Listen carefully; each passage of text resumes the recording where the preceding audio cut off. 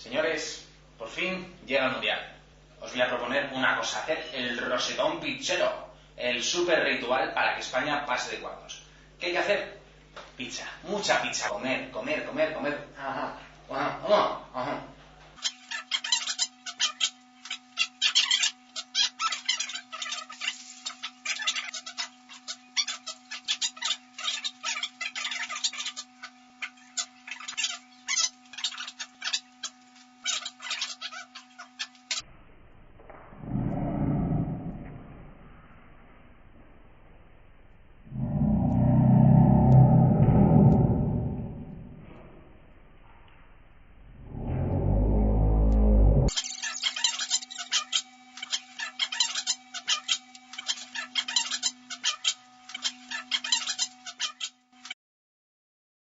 Ya, ahora ha llegado el último paso, es el final, lo mejor de lo mejor, el ritual. Aquí tenemos toda la materia prima que hemos estado peleándolo aquí estos 90 minutos y veréis lo fácil y sencillo que es.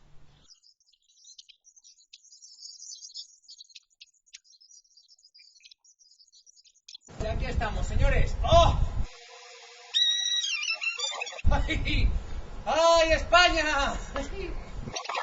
Y ahora sí, ahora una vez que estamos aquí es cuando hay que poner toda la carne en el asador, mejor dicho, y gritar: ¡quiero que España gane el Mundial! ¡Quiero!